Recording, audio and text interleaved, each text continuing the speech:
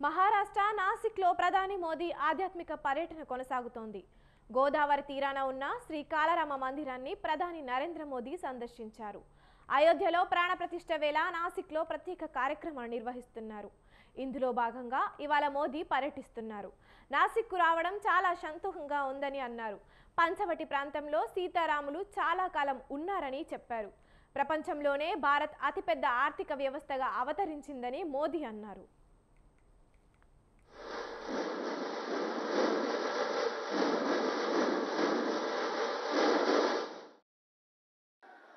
मैंने आह्वान किया था कि जनवरी तक हम सभी 22 जनवरी तक हम सभी देश के तीर्थ स्थानों की मंदिरों की साफ सफाई करें, स्वच्छता का अभियान चलाएं। आज मुझे कालाराम मंदिर में दर्शन करने का, मंदिर परिसर में सफाई करने का सौभाग्य मिला है। मैं देशवासियों से फिर अपना आग्रह दोहराऊंगा कि राम मंदिर में प्राण प्रतिष्ठा के पावन अवसर के निमित्त देश के सभी मंदिरों में, सभी तीर्थ क्षेत्रों में स्वच्छता अभियान चलाएं, अपना श्रमदान करें। मेरे युवा साथियों, हमारे देश के ऋषियों, मुनियों, संतों से लेकर सामान्य मानवी तक सभी ने हमेशा युवा शक्ति को सर्वोपरि रखा है। मैंने आह्वान किया था कि जनवरी तक हम सभी 22 जनवरी तक हम सभी देश के तीर्थ स्थानों की मंदिरों की साफ सफाई करें, स्वच्छता का अभियान चलाएं। आज मुझे कालाराम मंदिर में दर्शन करने का, मंदिर परिसर में सफाई करने का सौभाग्य मिला है। मैं देशवासियों से మోదీ నాసిక్ పర్యటనలో ముందుగా రోడ్ షో నిర్వహించారు. 1.5 కిలోమీటర్ల మేర జరిగిన రోడ్ షోలో ప్రజలకు అభివాదం చేశారు. सभी तीर्थ क्षेत्रों में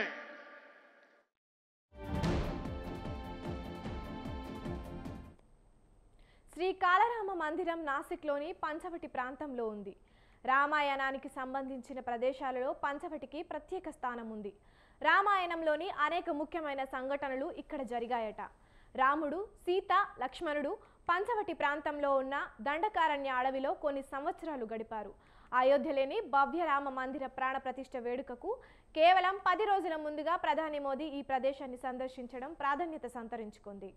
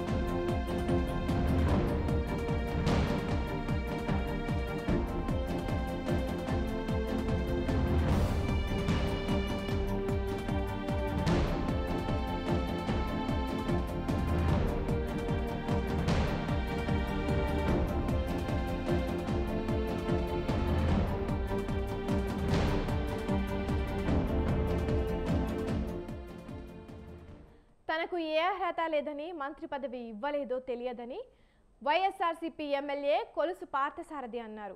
పెనమలూరు సమన్వయకర్తగా మంత్రి జోగి రమేష్ను అధిష్టానం నియమించింది. ఈ నేపథ్యంలో పార్థసారథి సొంత పార్టీపై విమర్శలు చేశారు.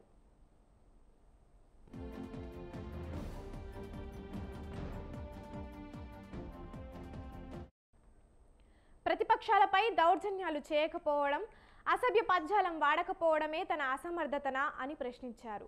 గన్నవరంలో పార్టీ గెలిచే పరిస్థితి లేదని తనను వెళ్లమన్నారని తెలిపారు. బీసీ నేతను కాబట్టి అక్కడ ఓడినా పర్లేదని భావించారని విమర్శించారు. బీసీ ఎస్సీలు ఎవరి కాళ్లపై వారు నిలబడాలనుకుంటున్నారని అన్నారు.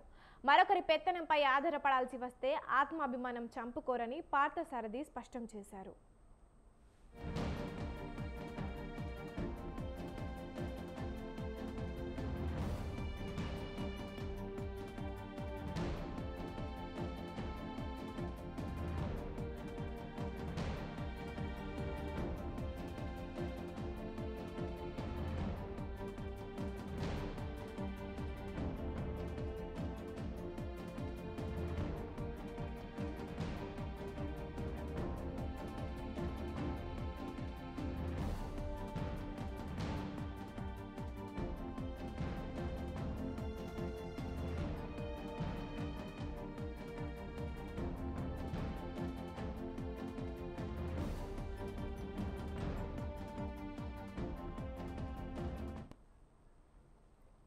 మరోవైపు టీడీపీలో పార్థసారథి చేరడం ఖాయమని తెలుస్తోంది.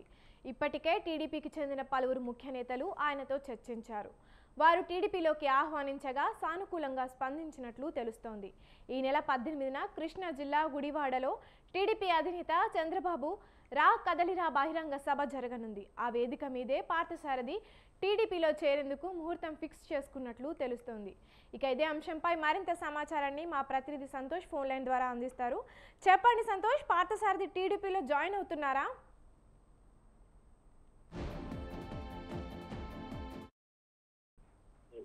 అసంతృప్తులు అయితే కనుక భారీగా పెరుగుతున్నారని చెప్పుకోవచ్చు. ఎందుకంటే ఒక కొత్త అధిష్టానం మాత్రం 175 అంటూ అడుగులు వేస్తున్న నేపథ్యంలో ఇటు కొంతమంది సిట్టింగ్ ఎమ్మెల్యేలకి మార్పులు చేర్పులు చేయడంతో పాటు కొంతమందిని అయితే ఈసారి బదిలీ లేకుండా కూడా తప్పిస్తున్న పరిస్థితులు ఏర్పడతా ఉన్నాయి. ఈ నేపథ్యంలోనే ఇటు కృష్ణా జిల్లా పెనమలూరు ప్రస్తుతం ఉన్నటువంటి ఎమ్మెల్యే పార్థసారథి చూస్తున్నట్లయితే కనుక తనని పెనమలూరు నుంచి గన్నవరానికి కూడా వెళ్ళాలి అంటూ కూడా కొంత అధిష్టానం చెప్పినట్టు కూడా ఆయన కీలకమైనటువంటి వ్యాఖ్యలు కూడా చేయడం కూడా జరిగింది. ఎందుకంటే గన్నవరంలో అక్కడ గెలవకపోవచ్చు అనే సందేహాలు వస్తున్న నేపథ్యంలో ఇటు ఒక బీసీ నేతను కూడా ఇక్కడ నిలబెడతా ఉన్నారు. ఎందుకంటే బీసీ అయితే ఓడిపోతే ఏమాత్రం కూడా పర్వాలేదు అన్నట్టు కూడా వాళ్ళు వ్యవహరిస్తున్నారు అన్న తీర్పు అయితే కనుక తప్పుపట్టిన పరిస్థితులు ఏర్పడతా ఉన్నాయి. ఎందుకంటే ఒక పక్క అధిష్టానం చూస్తున్నట్లయితే కనుక బీసీలకు అండగా ఉంటుంది అని చెప్తున్న నేపథ్యంలో కానీ బీసీలు ఓడిపోతే ఏం పర్వాలేదు అన్నట్టు ఓడిపోయే స్థానాల్లో వచ్చి నన్ను పంపిస్తున్నారంటూ కూడా ఆయన కీలకమైనటువంటి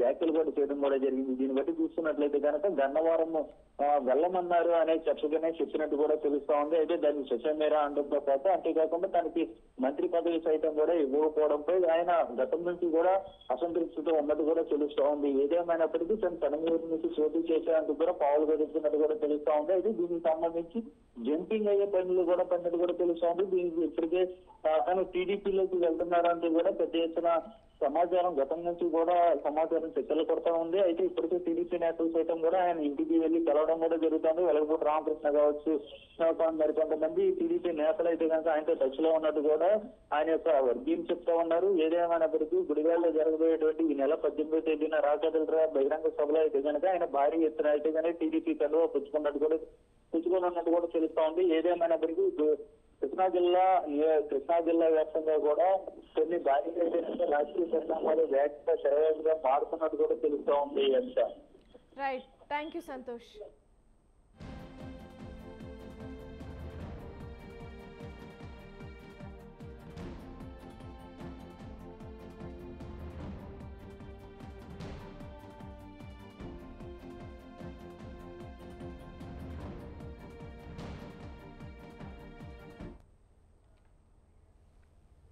ఎన్నికల వేళ ఏపీ రాజకీయాలు హాట్గా సాగుతున్నాయి. నేరుగా టీడీపీ అధినేతపైనే విమర్శలు ఎక్కుపెట్టి బయటకు వచ్చిన కేశినేని నానిపై బగ్గుమంటున్నారు తెలుగు తమ్ముళ్ళు. నాని 2 సార్లు గెలిచారంటే అదంతా సొంత బలం కాదని, పార్టీదే కష్టమని చెబుతున్నారు. ఇంకా చెప్పాలంటే ప్రస్తుతం బెజవాడలో నాని వర్సెస్ టీడీపీ అన్నట్లుగా తయారైంది పరిస్థితి.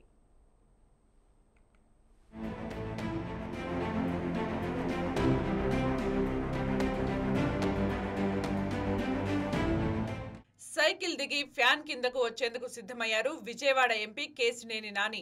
సీఎం జగన్ తో సమావేశమైన ఆయన పార్లమెంటు సభ్యత్వానికి రాజీనామా సైతం సమర్పించారు. దీంతో బెజవాడలో రాజకీయాలు రంజుగా మారాయి.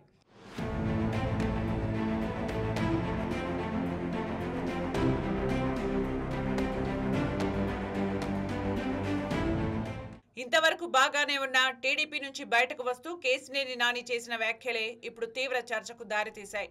టీడీపీ అధినేత చంద్రబాబు ఎలాంటి వారు, లోకేష్ తన విషయంలో ఎలా వ్యవహరించారు, విజయవాడకి చెందిన సహచర టీడీపీ నేతలు తనపై ఎలాంటి విమర్శలు చేశారన్నది ఒక్కోటిగా చెప్పుకుంటూ వచ్చారు కేశినేని నాని. ఈ కామెంట్లే ఇప్పుడు సంచలనంగా మారాయి. లోకేష్ గారు పాదయాత్ర ఏంటని ఏం రైట్ ఉందని పాదయాత్ర చేయడానికి? ఆయన గెలిచిన ఎమ్మెల్యేనా, గెలిచిన ఎంపీనా? ఏం రైట్ ఉంది అంటే చంద్రబాబు నాయుడు గారు కొడుకు కాబట్టి ఓడిపోయినా గెలిచినా నువ్వు ఎట్లా అయినా సరే పార్టీ మీ నాన్నగారిది కాబట్టి నువ్వు ఏదేం చేస్తావా?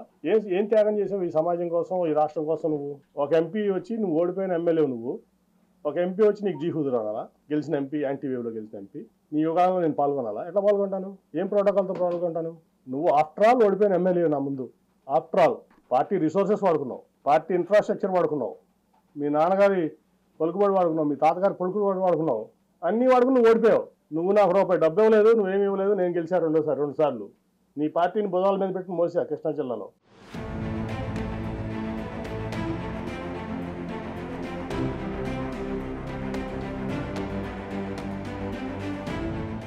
అయితే నాని వ్యాఖ్యలపై తెలుగు తమ్ముళ్లు భగ్గుమంటున్నారు. పైకి వివాదరహితుడిగా, నిజాయితీపరుడిగా చెప్పుకుంటున్న నాని పార్టీలో మాత్రం వివాదాస్పదంగా మారిన విషయాన్ని గుర్తు చేస్తున్నారు.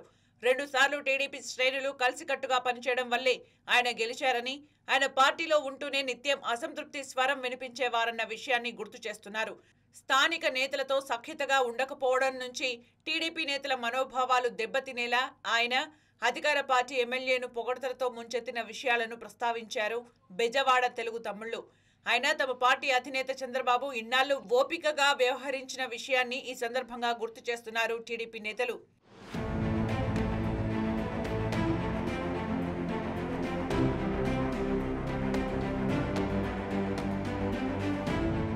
కేశినేని నాని టీడీపీ అధినేతపై విమర్శలు చేసిన నేపథ్యంలో అదే స్థాయిలో కౌంటర్ ఇచ్చారు బుద్ధా వెంకన్న.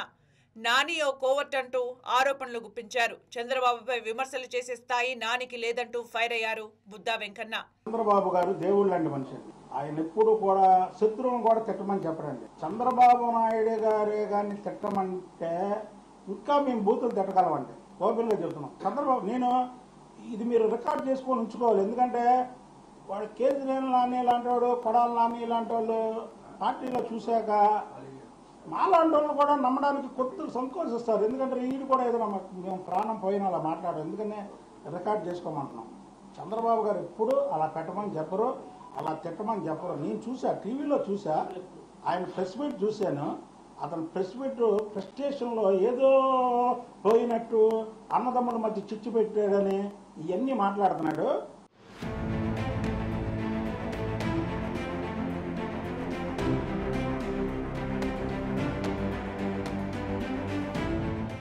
ఇక తమ కుటుంబంలో కలహాలకు చంద్రబాబుకు సంబంధం ఏంటన్నారు కేశినేని నాని సోదరుడు చిన్ని.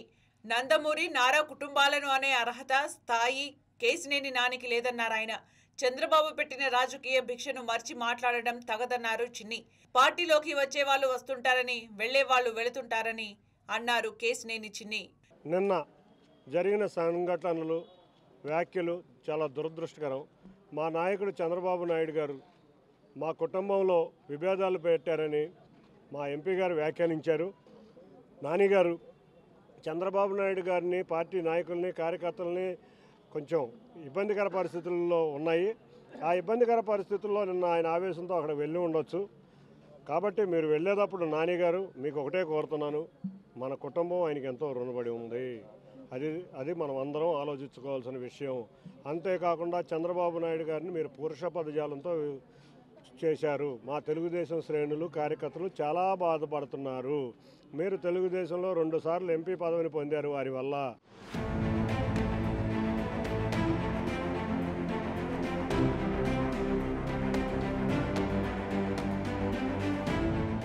బెజవాడ ఎంపీ సీటు కోసం ఎంత పోటీ ఉన్నా టీడీపీ అధినేత చంద్రబాబు మాత్రం కేశినేని నానికే సీటు ఇచ్చారని, అయినా ఆయనకు ఏమాత్రం కృతజ్ఞత లేదంటున్నారు తెలుగు తమ్ముళ్లు.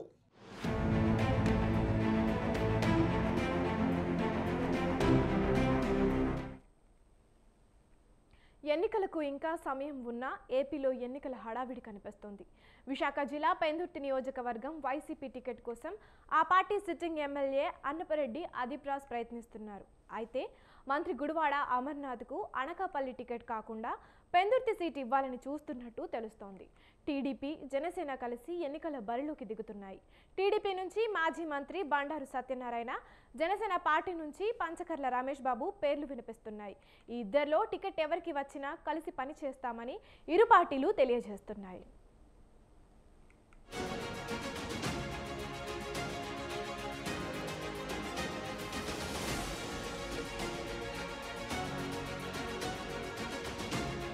పదవి అంటే రాజకీయ నాయకులకు పంచప్రాణాలు. సామ, దాన, భేద, దండోపాయాల్లో ఏ పద్ధతిలోనైనా నేతలు పోరాటం సాగించి టికెట్ సాధించుకోవడానికి ప్రయత్నిస్తారు. అయితే అధిష్టానాల ఆలోచనలు, గెలిచే అభ్యర్థులు, పార్టీ గెలుపు, అధికారంలోకి రావడం ఈ రీతిన సాగుతాయి. ఈ నేపథ్యంలో కొందరు సిట్టింగ్లకు కట్టింగ్లు ఉంటాయి. అద్దబలం, అంగబలం, విధేయత, సమర్థత, రాజకీయ చతురత గల కొందరు కొత్తవారు టికెట్లు దక్కించుకోవచ్చు. ఈ పరిస్థితుల్లో పాతవారికి కోపతాపాలు రావచ్చు, పార్టీలు మారచ్చు, పార్టీ అధిష్టానాలకు ప్రతిబంధకం మారవచ్చు. ఈ పరిస్థితులను చాకచక్యంగా సరిదిద్దుకుని అటు పార్టీ అభ్యర్థుల గెలుపు, ఇటు పార్టీ గెలుపుపై అధిష్టానాలు దృష్టి సారిస్తాయి. ఇప్పుడు పెందుర్తి నియోజకవర్గంలో అన్ని పార్టీల అధిష్టానాలు ఈ ప్రక్రియే కొనసాగిస్తున్నాయి.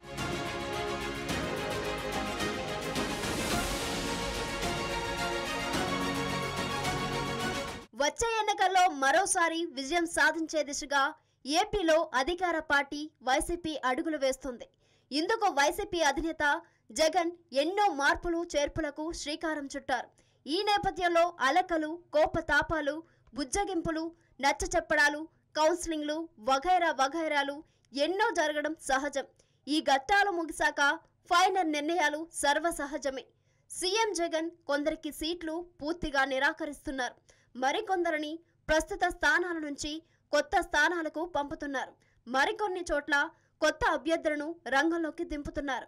ఈ నేపథ్యంలో రాష్ట్రంలో జాగ్రీ టౌన్గా పేరొందిన అనకాపల్లిలోని ఐటీ, పరిశ్రమల శాఖ మంత్రి గుడివాడ అమర్నాథ్కు ఈసారి జగన్ సీటును నిరాకరించారు.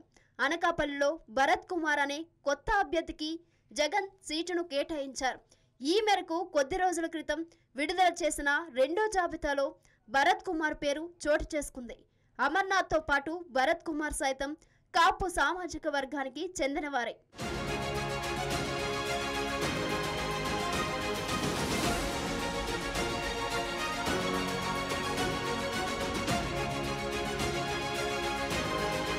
వైసీపీ అధిష్టానం ఇప్పటి వరకు అభ్యర్థుల స్థానాల్లో మార్పులు చేర్పులు చేస్తూ 2 విడతల్లో జాబితాలను ప్రకటించింది. అయితే ఐటీ, పరిశ్రమల మంత్రి గుడివాడ అమర్నాథ్కు మాత్రం ఇంతవరకు సీటు కేటాయించలేదు. గుడివాడ అమర్నాథ్ను ఆయన ప్రస్తుతం ప్రాతినిధ్యం వహిస్తున్న అనకాపల్లి నుంచి కాకుండా పక్కనే ఉన్న పెందుర్తి నియోజకవర్గం నుంచి బరిలోకి దించుతారని అంటున్నారు. ప్రస్తుతం పెందుర్తి నుంచి వైసీపీ ఎమ్మెల్యే అన్నపరెడ్డి అదిప్రాజ్ ప్రాతినిధ్యం వహిస్తున్నారు. ఈసారి ఆయనకు సీటు దక్కదని అంటున్నారు. పెందుర్తిలో అధికంగా వెలమ సామాజిక వర్గం, కాపు సామాజిక వర్గాల ప్రజలే ఉన్నారు. గతంలో పెందుర్తి ఎమ్మెల్యే బరిలో ఉన్న వారందరూ ఈ 2 సామాజిక వర్గాలకు చెందిన వ్యక్తులే. మంత్రి గుడివాడ అమర్నాథ్ అనకాపల్లి ఎమ్మెల్యేగా 2019లో మొదటిసారి ఎమ్మెల్యేగా గెలుపొందారు.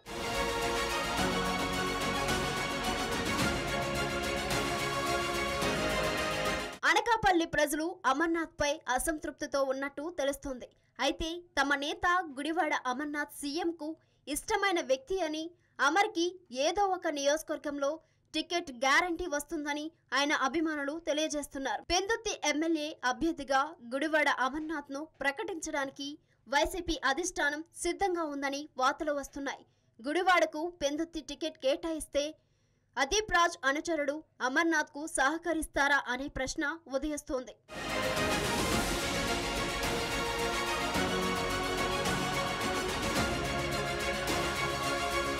మరోవైపు టీడీపీ, జనసేన జతకట్టి 2024 ఎన్నికల్లో పోటీకి రెడీ అవుతున్నాయి.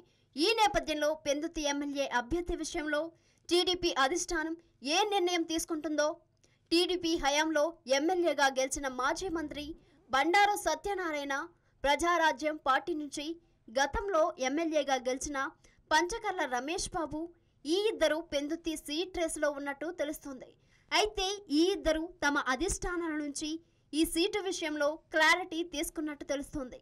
మాజీ మంత్రి బండారు సత్యనారాయణ టీడీపీలో కీలక నాయకుడు కాగా, మాజీ శాసనసభ్యులు పంచకర్ల రమేష్ బాబు వైసీపీ నుంచి జనసేనకు జంప్ అయ్యారు. అయితే ఈ టికెట్ టీడీపీకి దక్కినా జనసేనకు దక్కినా కలిసి పనిచేసి పెందుర్తి సీట్ దక్కించుకుందామని ఇరు పార్టీలు నిర్ణయించుకున్నట్టు తెలిసింది.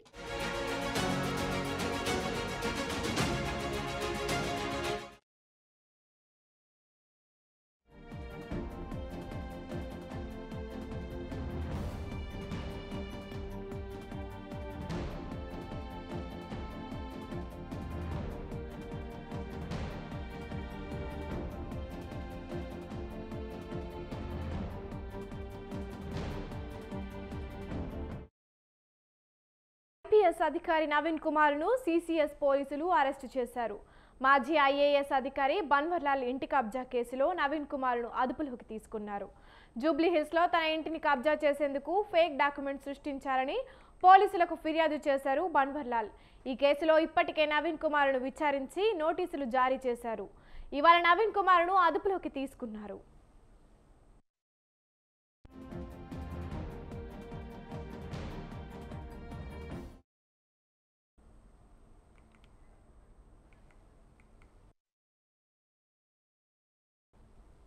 ఐపీఎస్ అధికారి నవీన్ కుమార్ను సీసీఎస్ పోలీసులు అరెస్టు చేశారు. మాజీ ఐఏఎస్ అధికారి బన్వర్లాల్ ఇంటి కబ్జా కేసులో నవీన్ కుమార్ను అదుపులోకి తీసుకున్నారు.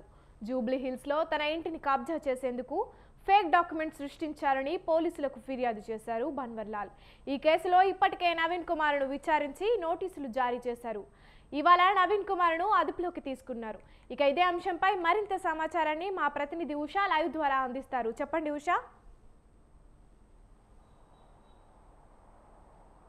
మాజీ ఐఏఎస్ అధికారి బన్వర్లాల్ ఇంటిని కబ్జా చేసిన నేపథ్యంలో ఐపీఎస్ అధికారి నవీన్ కుమార్ని పోలీసులు ఇప్పటికే సీసీఎస్ పోలీసులు ఇప్పటికే 2 సార్లు నోటీసులు జారీ చేశారు. తన ఇంటి ఏదైతే ప్రకాష్ నగర్లో ఉన్నటువంటి తన నివాస స్థానానికి వెళ్ళగా నవీన్ కుమార్ అక్కడ లేని పక్షంలో తన కుమారుడిని అదుపులోకి తీసుకున్నారు పోలీసులు. తన కుమారుడిని అదుపులోకి తీసుకొని 41 CRPC A సెక్షన్ కింద crime number 33/2024 324 under section 341 506 509 red with 34 IPC కింద తనకి నోటీసులు ఇవ్వడం జరిగింది. ప్రస్తుతం చూసుకున్నట్టయితే బన్వర్లాల్ ఇంటి మొత్తాన్ని కూడా ఖాళీ చేశారు. ఒక రూమ్ని మాత్రం ఇంతవరకు ఖాళీ చేయలేదన్న నేపథ్యంలోనే మరోసారి నోటీసులు ఇవ్వడం జరిగింది. నవీన్ కుమార్ ప్రస్తుతం చూసుకున్నట్టయితే పోలీస్ అకాడమీలో జాయింట్ డైరెక్టర్గా పనిచేస్తున్నారు. ప్రస్తుతం తను ఏదైతే నోటీసులకి స్పందించకపోవడంతో తన కుమారుడిని జూబ్లీహిల్స్ పిఎస్కి ఉదయం తీసుకురావడం జరిగింది. వెంటనే 41A CRPC నోటీసులు ఇచ్చి తనని విడుదల చేయడం జరిగింది. ప్రస్తుతం చూసుకున్నట్టయితే ఐపీఎస్ బన్వర్లాల్ ఇంటి విషయంలో ఇప్పటికే నవీన్ కుమార్ అన్నను అలాగే తన వదినను కూడా అరెస్టు చేశారు సీసీఎస్ పోలీసులు. ఈ రోజు నోటీసుల్లో భాగంగా తను అందుబాటులో లేకపోవడంతో తన కుమారుడిని అదుపులోకి తీసుకున్నట్టుగా తెలుస్తోంది. ప్రస్తుతం అయితే బన్వర్లాల్ ఇంటిని ఖాళీ చేయాలి, పూర్తిగా ఖాళీ చేయాలన్న నేపథ్యంలోనే మరోసారి ఏదైతే జూబ్లీహిల్స్ పోలీసులు ప్రకాష్ నగర్లోని తన నివాసానికి వెళ్ళి కుమారుడిని అదుపులోకి తీసుకోవడం జరిగింది. తనకు కూడా 41A CRPC నోటీసులు ఇచ్చి వదిలివేయడం జరిగింది. Abitha. Right, thank you Usha.